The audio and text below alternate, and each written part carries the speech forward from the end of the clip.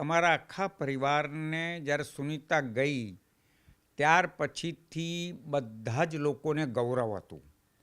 પણ ત્યાં જ્યારે રોકાઈ પડી ત્યારે અમે લોકો ખૂબ ખૂબ નિરાશ થઈ ગયેલા મનથી.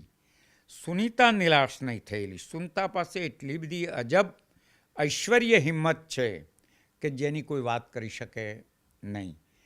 અને એ વારંવાર અમારા બધા સાથે અમે ઉપરથી પણ વાત કરતી હતી ત્યારે કહેતી હતી કે કોઈ ગભરાવાની જરૂર નથી, હું ચોક્કસ પાછી આવીશ, એવો એને કોન્ફિડન્સ હતો. આજની તારીખમાં એ જ્યારે પાછું આવવા માટેનું પ્લેન ત્યાં પહોંચી ગયું છે અને બધી તૈયારી થઈ રહી છે, 19મીએ એ પાછી આવી જશે, ત્યારે અમારા માટેની બહુ ગૌરવ, આનંદ, મારા માટે નહીં, સમગ્ર ભારત, ગુજરાત, મારા ગામ અને અમદાવાદ શહેર માટે આ બહુ ગૌરવની વાત છે. ગુજરાત માટે તો ખરી, પણ અમદાવાદ શહેર માટે બહુ ગૌરવની વાત છે કે એક ગુજરાતની છોકરી એ આટલું બધું ગૌરવ પ્રદાન કરે છે અને ખૂબ આનંદ છે. પણ સાચું અત્યારે બોલું તો મારું મન આનંદ કરતાં થોડું અંદરથી ડંખે છે.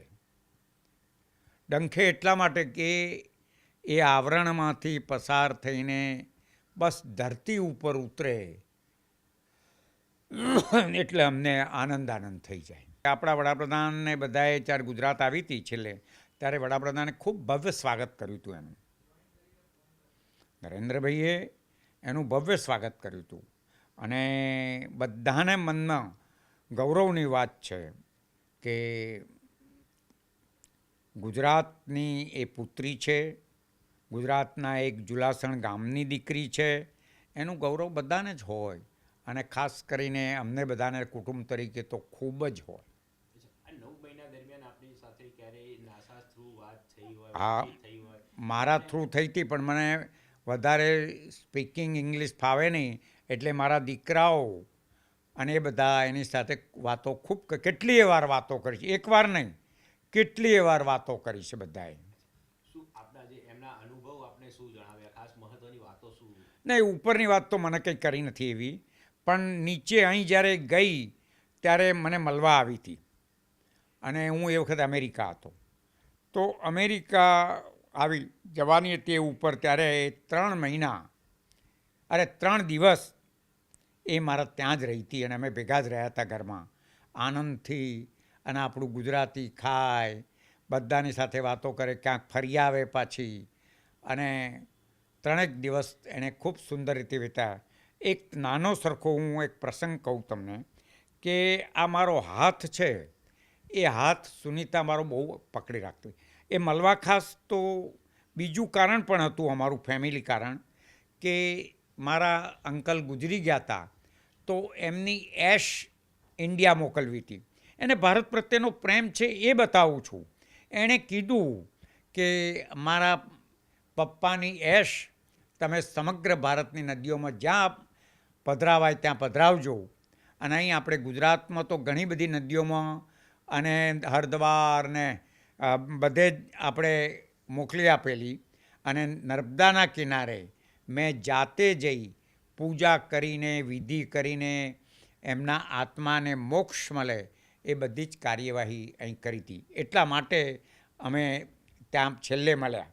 હવે એ મારો હાથ પર તો મેં પૂછ્યું, એટલે મારા દીકરાએ મને કીધું કે પપ્પા, એ તમને એટલા માટે આ હાથ પકડે છે કે આ હાથ તમારો હાથ છે એના ડેડી જેવો હાથ છે, બિલકુલ કોપી ટુ કોપી.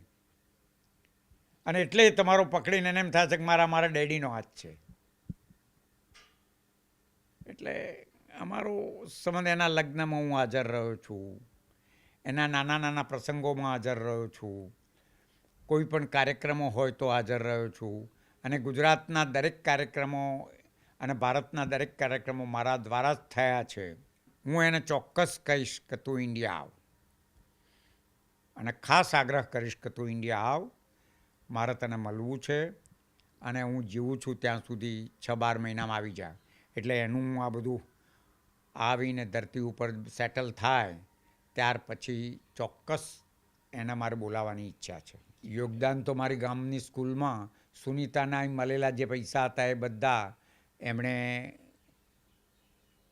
અમારા ગામની સ્કૂલમાં આપી દેવડાયા હતા. અમે ગામ પ્રત્યે એટલું યોગદાન, અમારા કુટુંબ પ્રત્યે, કુટુંબની સાથે બધાની ખબર રાખવી, આ કરવી, એ ખૂબ જ યોગદાન છે એમનું એ રીતે.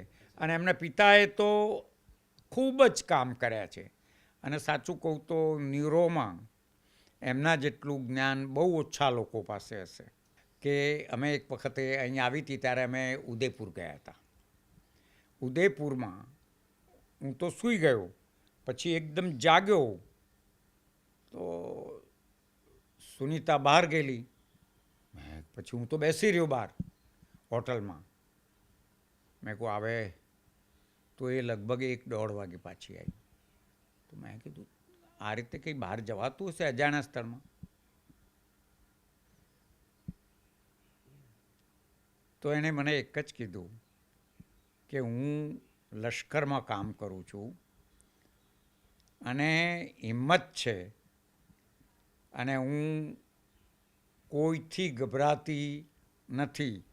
એ જ એનો આપણી બહેનોના મેસેજ છે કે બહેનો બોલ્ડ બને અને બહેનો એ મજબૂત થઈ અને બહેન છે એ આમ ના કરી શકે એવી વાત લોકો કરે તો બહેનોએ એને રોકવો જોઈએ.